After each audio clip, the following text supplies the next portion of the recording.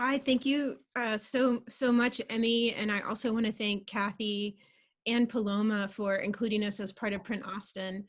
And this is a different kind of experience because we really can't see anyone. I can only see John and Marwin in our slides. So I look forward to your questions at the end.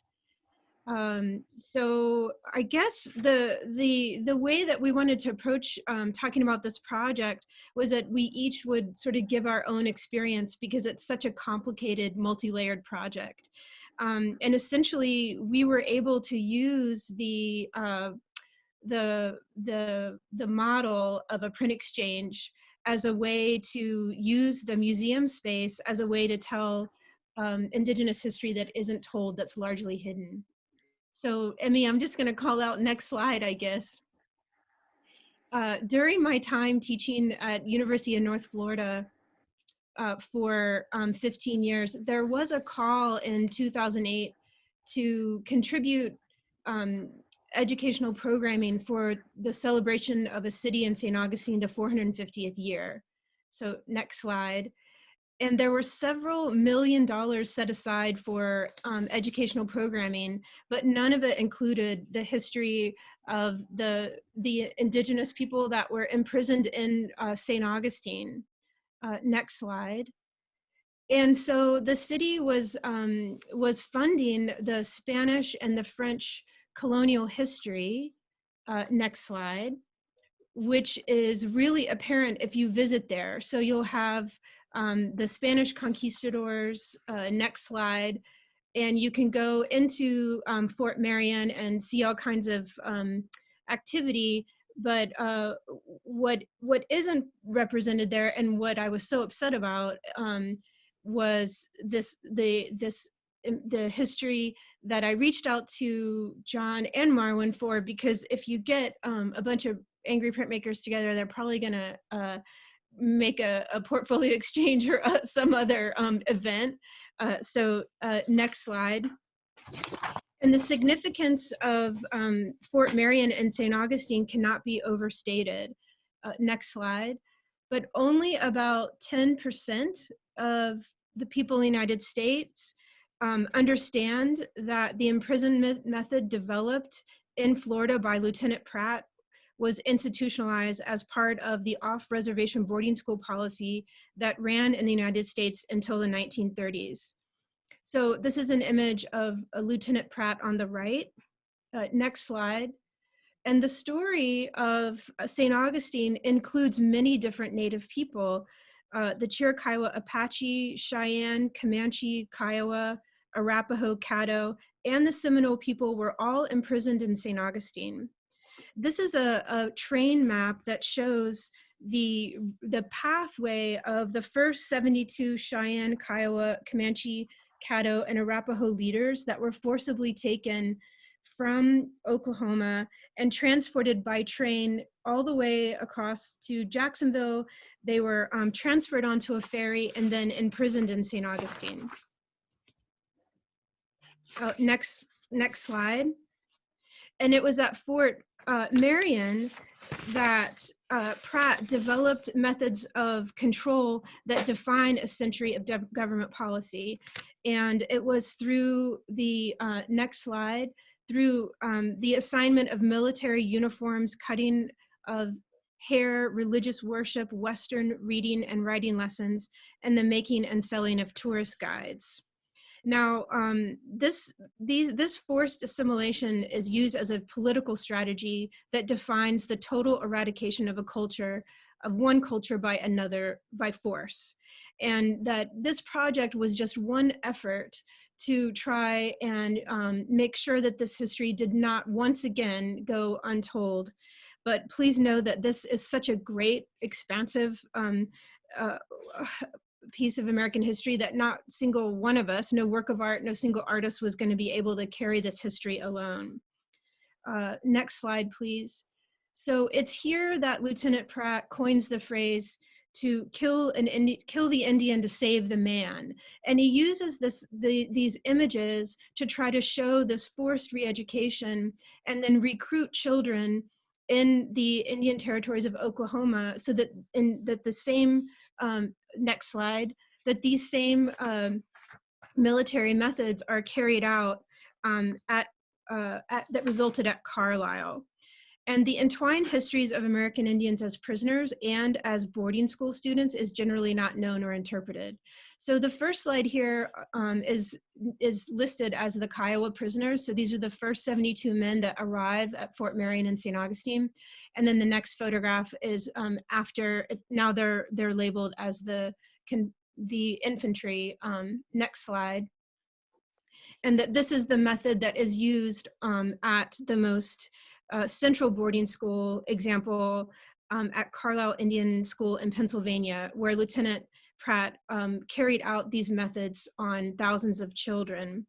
The intent of the school was to remove all traces of tribal, cultural, language, spiritual traditions, family ties, and to replace them with European Christian ideals of civilization, religion, and culture. Next slide.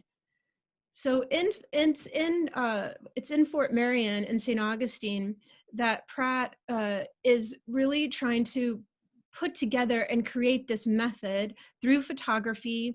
And you'll see here a ledger book that he kept. So you have on the right-hand side, the prisoners as they first arrive, and on the left-hand side, later after he is carrying out these military methods. And then next slide.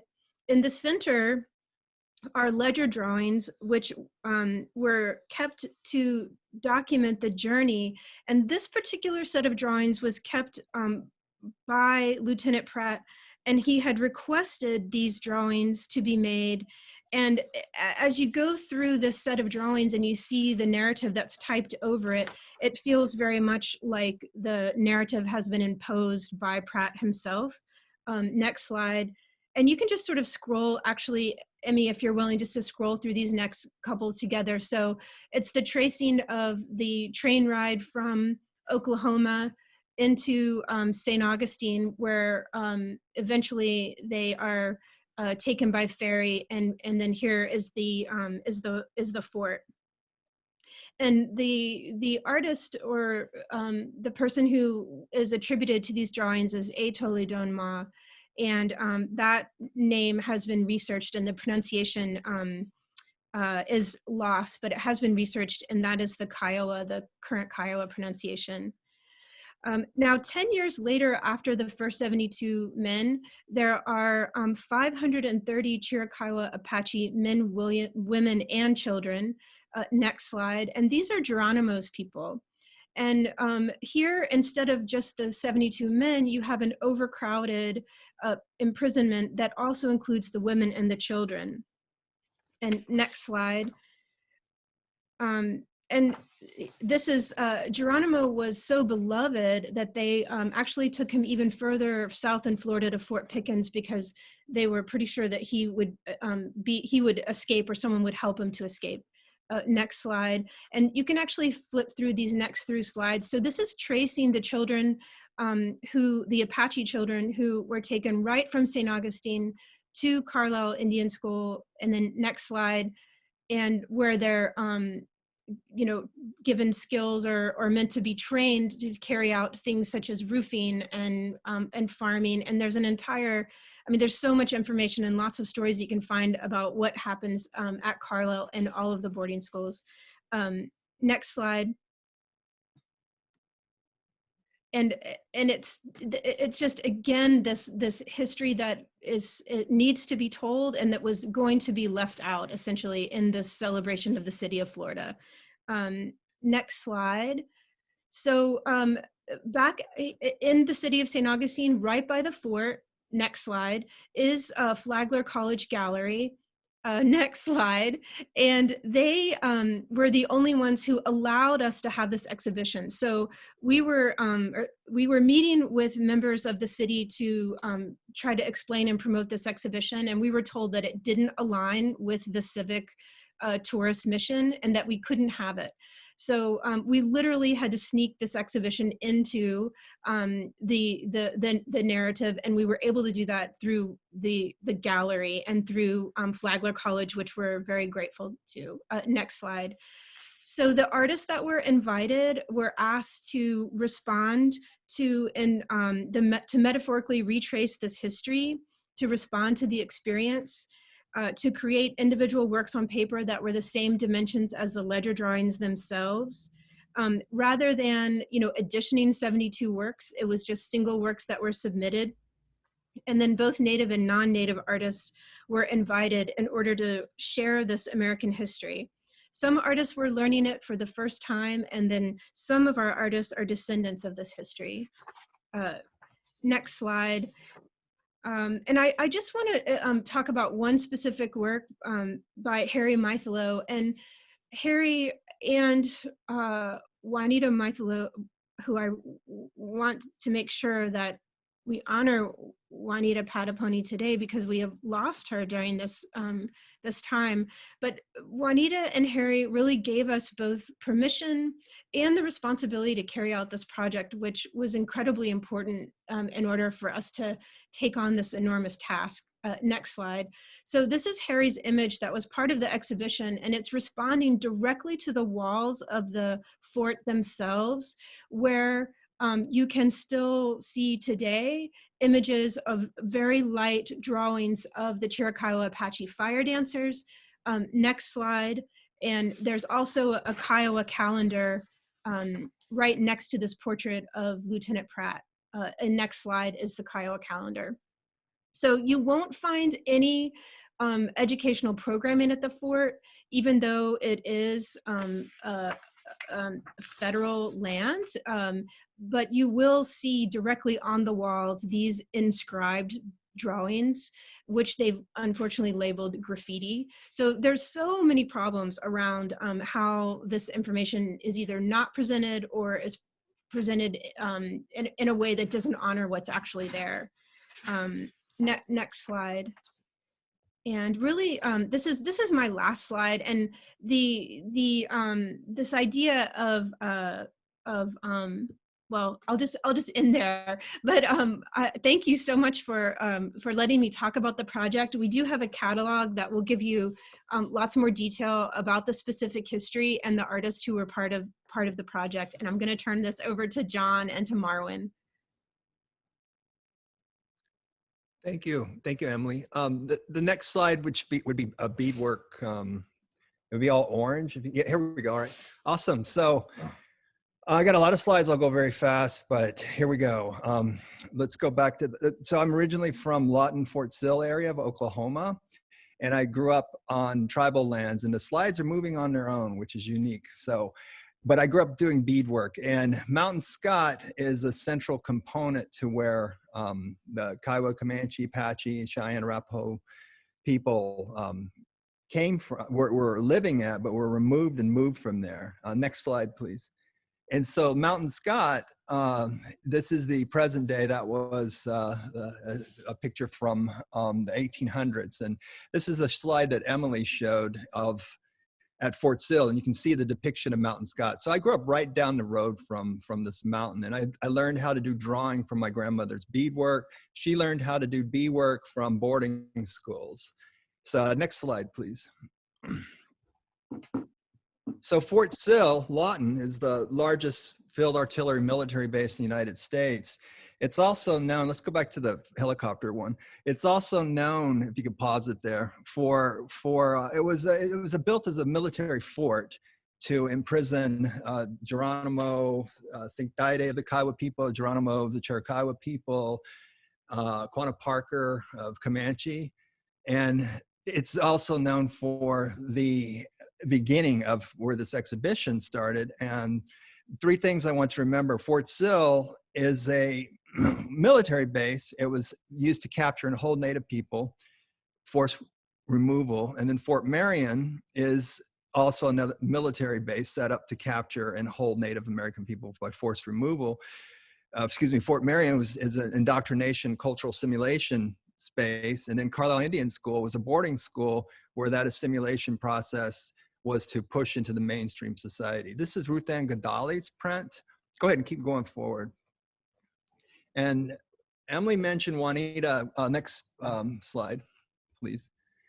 Juanita, next slide, please. Emily mentioned Juanita Patapony, and this is a shield piece that she had done. And Juanita was actually my teacher in high school and my aunt, and we have lost her recently, and she was very important in recognizing the importance of this. And also as a scholar, she's started Comanche Nation College, and she has been an advocate for so much for all of us, and her husband, Harry, Mithlo too, and him as Chiricahua, Apache and Comanche.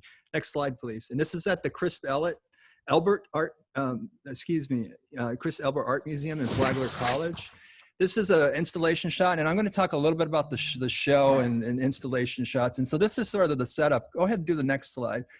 The ledger drawings were set up on these bases, and since we had access to them and this historic knowledge, but also the connection to this, and we feel that it's important. Go ahead, next slide, please.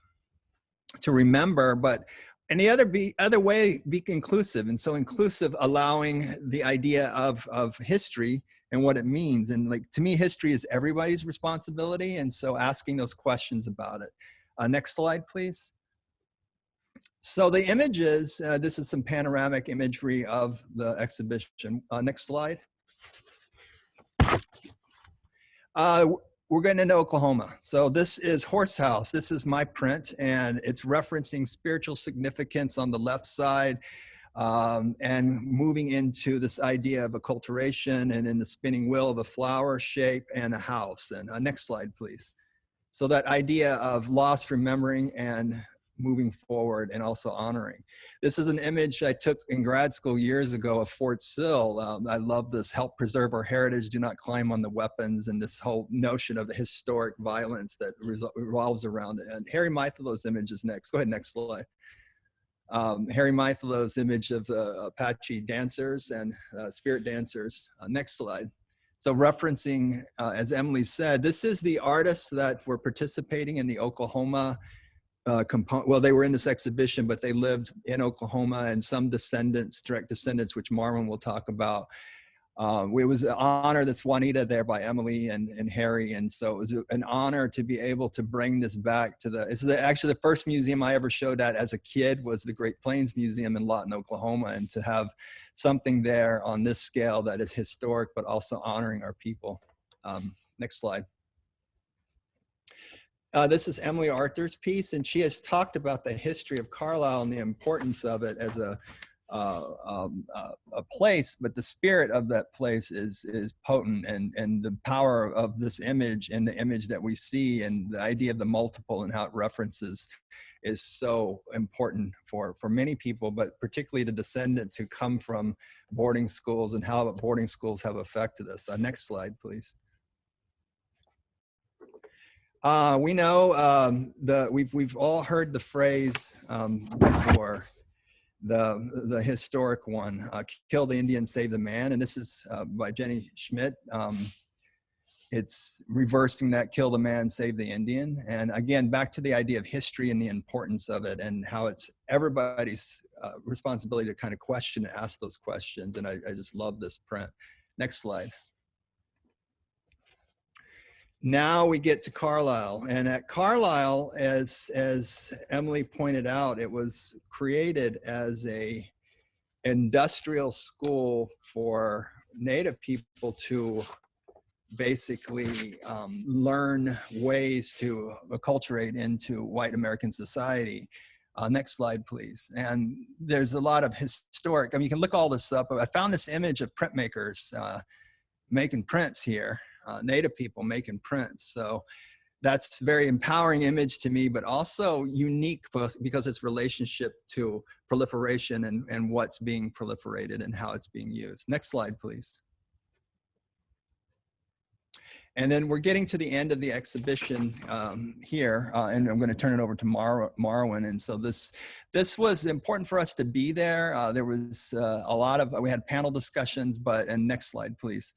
We were able to have these incredible discussions with descendants and relatives and family and people that were able to come to this in the location that were descendants that ended up in that area. And so it was just really empowering for all of us to be there. Next slide. And I think The next one is Marwin. We're off to Marwin. Thank you, Marwin. Thank you. Yat ehkwasan she ya deshitni splendor sitna jini basichin twito ni dashiche start the betagen ya dashinal.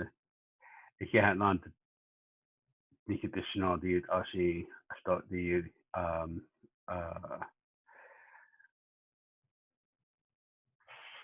ashi the nehatin nisla. Hello, thank you for being here, and thank you for all the participants in the ReRiding History project and the Train of Ink, a print exchange. We're here to talk about this project that the three of us put together, and you know, one of the reasons why we put this together is we wanted to have more our voices heard as Native people, and to kind of recognize our histories, and to retell our histories, and just to remind people of the trauma and the celebrations, and you know, all of that, of you know, that we as contemporary indigenous people face. And with this piece that we have here, it's a very experimental piece that I was trying, and I was screen printing on glass, and it's kind of a collaboration with my niece, and she's a descendant from the Kiowa tribe, and so I was kind of thinking about, you know, with the light blue skulls in the back, about the traumatic issues that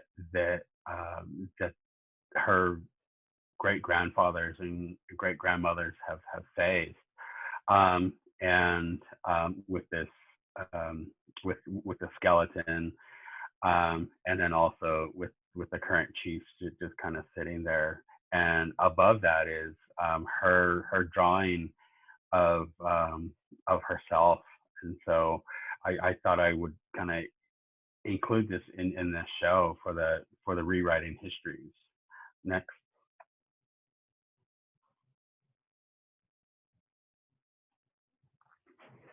Oftentimes within contemporary Native American culture, we kind of get pushed aside, or we kind of get there's not a respect that we wish that we could get recognized with, and this is just one of the ways, one of the slides that I picked that kind of shows the contemporary the issues still stand, and as you can see there, you know, everyone, all the other people who we share this earth with are getting recognized, and as Native people, we're you know, just something else. You know, we're kind of being marginalized again. So and that was the point of this exhibition, was to really kind of bring that forward and kind of re-educate people. So oftentimes through the colonial history, things tend to be one-sided, and more or less like a salad bar. Is everyone just kind of picks and chooses what they wish and what kind of tastes good, so they'll take that, and they really forget about the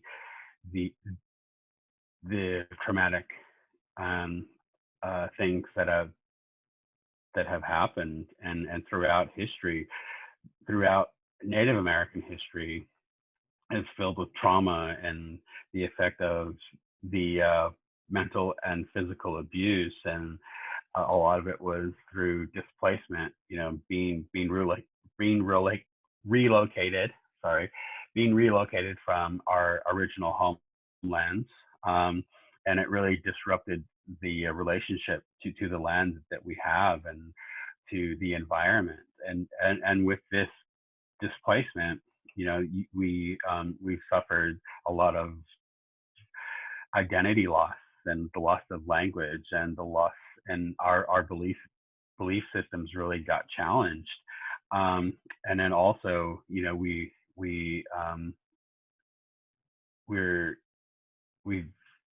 had homes that are dysfunctional and kind of broken, and it's because of that it's one of the reasons why there's a lot of this idea of not being centered and not being who we are.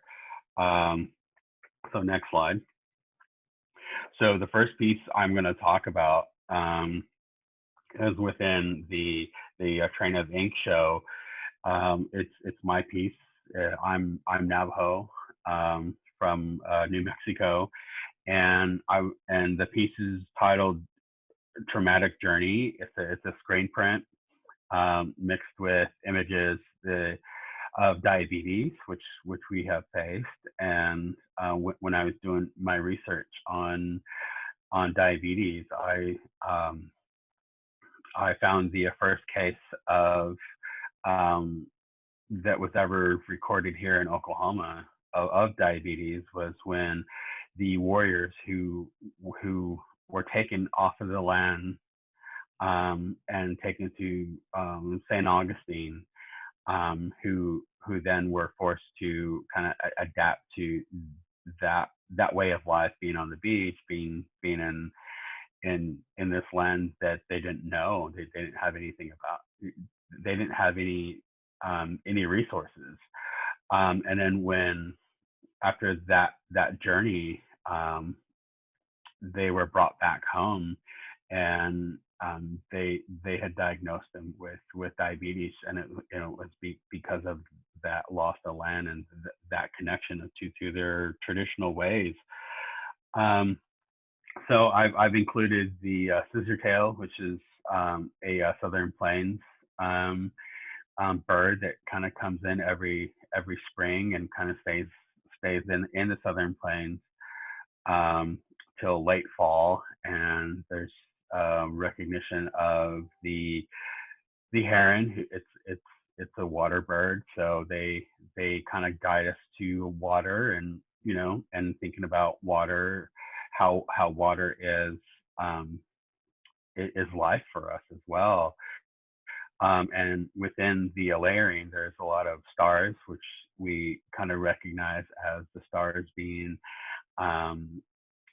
is the cosmology really is kind of dictates when ceremonies start, and just the shifting of the cosmology every season.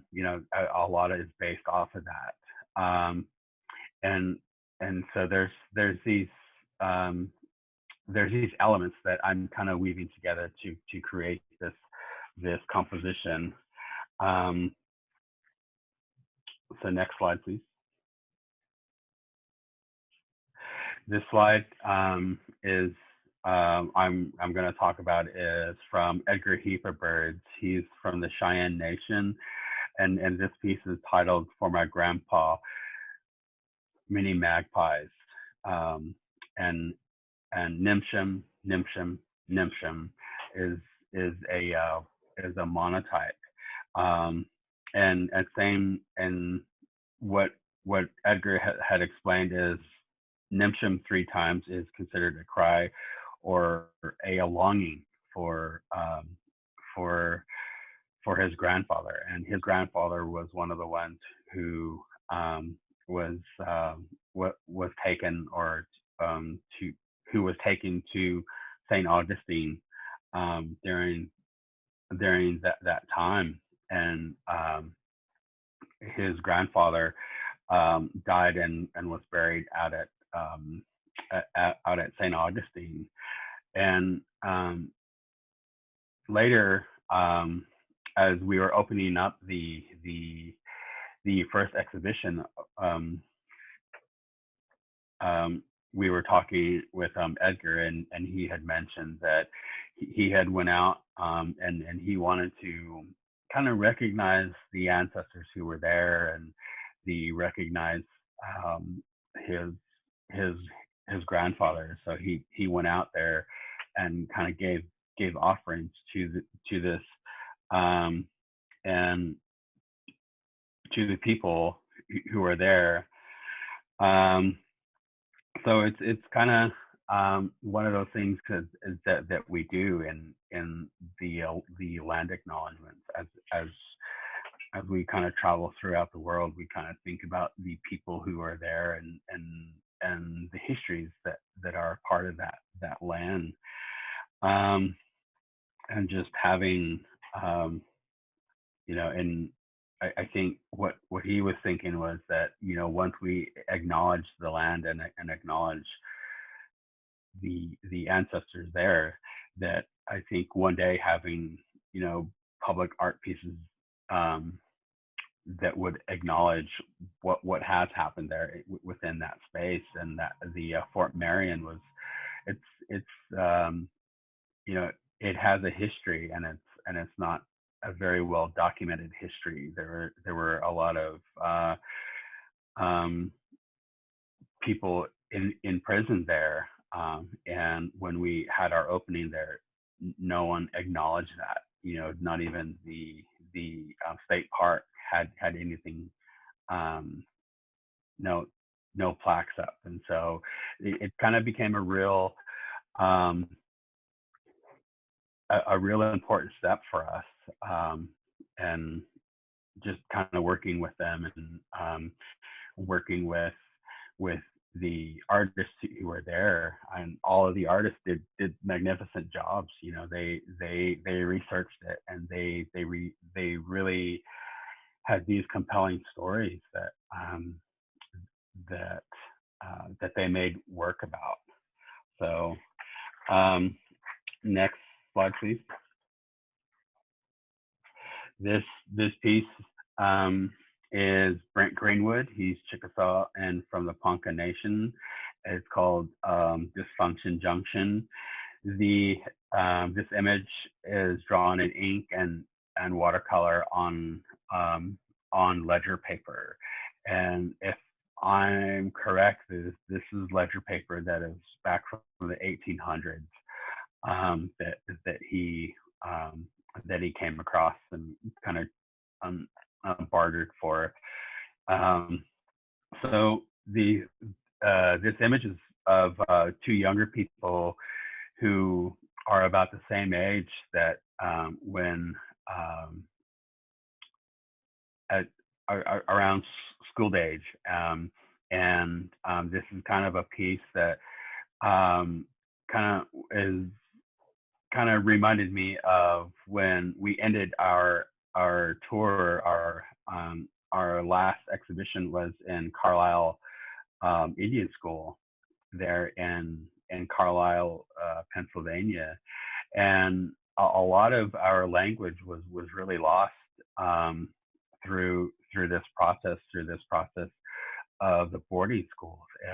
These two kids who are sitting here or watching a train, and they're dressed half traditional and then half with their haircut, and how we were expected to adapt to the country or to what was happening there, and with that transition, again, we lost a lot of our languages, and it was because of kids being sent to this boarding school to learn. They said to learn a trade, but in a way, it was trying to make everyone civilized, and to take the heathen out of us, and that was the intention of this. So these two kids here, there was a lot said with that, and he has a story that he tells with this piece, it reads, the generational ripple effect was never echoed more clearly than when my Ponca grandmother told my mom that she didn't need to learn the Ponca language because she had no need for it in the white man's world. And thinking back about this, it's one of the traumatic experiences that we have as contemporary people. Our languages are lost, and because of this, and we were punished when we would speak our languages or have anything to identify with what we knew. So there's the idea of the residential schools it's really, you can see the effect today in the contemporary world, with families and with the survivors who are there. They our elders don't even talk about this moment because it was so traumatic for them. And out of this, as well as from the survivors, there was a lot of sexual abuse. There was just all kind of really horrible things, which then get translated into alcoholism and the dysfunctional families. So next slide. So out of this experience as well, is another descendant from that, from the residential schools or from the boarding schools. This piece is done by Hookah Skinadore. He's Oneida Nation, Oglala Lakota, La Hoa Band of Lasueno, and Chicano. The graffiti style is what I thought that was very contemporary to what's being done today, and it's being done. This piece is done on ledger paper as well, because usually with ledger drawings, there's a very traditional style of how everyone was trying to mimic the styles of the first 78 cultural warriors who were sent to Fort Marion, and as they were riding in the train, they were documenting and they were remembering that way of life that they left. And that's the history of these ledger drawings, or more contemporary history of ledger drawings. And I felt like Hookah's piece here it's very contemporary. It's intentionally very hard to read, and as an artist, he calls this the indigenous style writing, and so he's really bringing about how we as indigenous people have always been graffiti artists in a way, painting on teepees and leaving our petroglyphs and all of that. He really has a full knowledge of where it starts and where he's taken like the medium of this, and he's a descendant of the Carlisle Indian School as well. So I think that's it. And I tried to for the images, I tried to include people who had direct contact with some of the survivors and of the Fort Marion experience, and then also the Carlisle experience. And we as indigenous people are survivors, and that's what I wanted to show is how we have endured and how we have survived these these traumatic times in our lives as we kind of come to a close for this pandemic. It's not the first pandemic that we as Native people have faced within this country, but through that we've kind of been forced to look within ourselves and to find that balance for ourselves, and hopefully we can continue to move on. So thank you. Thank you, Marwin. Thank you, Marwin. That was awesome. You're welcome. Y'all, just real quick, I'm going to share how you can follow up with Marwin and John and Emily in case you don't get to ask the questions that you'd like to today, as well as how to hear more about their project and to look into anything that you missed in between the delay of any internet issues. So thank you so much. Let's see what we have for questions for y'all. Can you talk about the process of securing these showings as well as the form of reverse migration in the time that we have? We have about 6 minutes. Yeah, I can speak to that a little bit. So the exhibition locations were intended to follow the train route as much as possible, and we were so excited that the last exhibition did end at Carlisle at Dickinson College, but it wasn't intentional. So much about this project was just being present and letting it move in the direction it was going to move. I think another really significant location for the exhibition was in Oklahoma at the Comanche Cultural Center.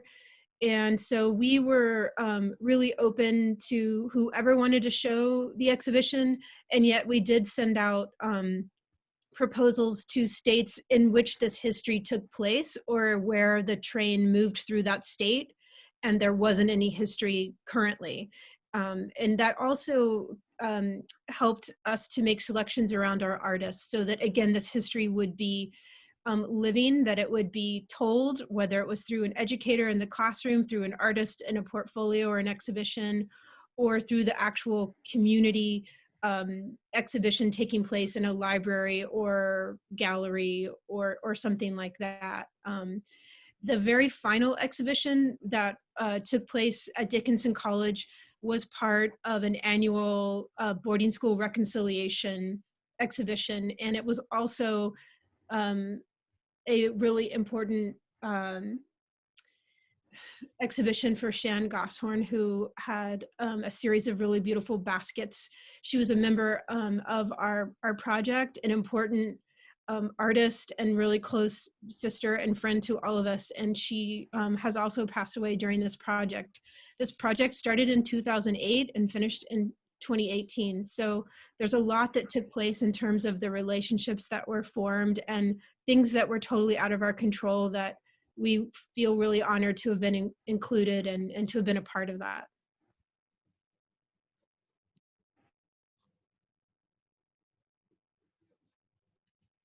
Thank you so much. Does anyone else want to expand on that question, or I can jump into another one? The road trip part, that was important, I think, for us to actually experience it, because the relationship between the land and what Marwin said, and to kind of rephrase what he said about, I wrote this down, making our territories, marking our territories, our histories. And to me, I was thinking like, we're finding our place from the place we've been misplaced. And so how do we survive, remember, and rethink? And those were the key things I got from Marwin when I'm taking notes from you. I'm like, what did he say? So I think it's just important to think that the idea of Fort Sill, Fort Marion, and then Carlisle Indian School is under the Department of the War. And so all of those have to do with the mission of colonization and control over the people we're descended from. And so, and we're still living. And as Marwin pointed out, at a moment where I personally was emotional thinking about what he was saying, because it's important to realize the struggle of survival for anyone from any culture, but to also know that you have a sense of a hidden part of your life. And it's not hidden, it's just protected. And that's important, is how we protect ourselves to function through the system and how we create order. And also, I'm an organizing freak. So when we started this project, I was like, let's do this, let's do that. And Emily was, and Marwin is too. And so we're obsessive printmakers. And so we were like, let's try these things. I'll shut up, Marwin.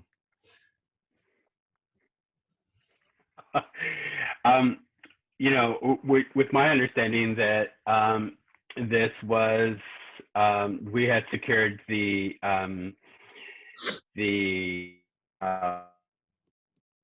Augustine, and it kind of took a life of its own, and it just kind of just rolled. And like 5 years later, this show is still going on, and people want to see it. And that was the amazing part, was that, you know, once we got it out there, once we kind of promoted it just a little bit, it just kind of all fell into place. And just between the three of us, we would talk and be like, oh, they want it here, so let's send it here, let's send it here. And it just kind of that was the amazing part, was just how it just traveled. And so, you know, that's the amazing part of art, I think, is that it just you know, once you make it, it just kind of takes off. And I guess that's what we do as artists, is we kind of birth these ideas and kind of just let it fly and see where it goes. So yes. Thank you all so much. We're right at time. There were so many important questions. I've encouraged our attendees today, if they weren't able to ask their questions, to ask them directly to y'all through your Contact Us portal on your website, if that's okay. There's several interested in purchasing books and purchasing Marwin's prints. So please go through the Contact Us portal on their website. And if you are attending more sessions today, please make your way back to the ballroom, where we'll direct you to the next sessions this afternoon. Otherwise, Emily, John, Marwin, thank you so much for presenting today, and thank you for being with us. Thank you. Thank you. Take care, y'all. Thank you. Bye. Oh.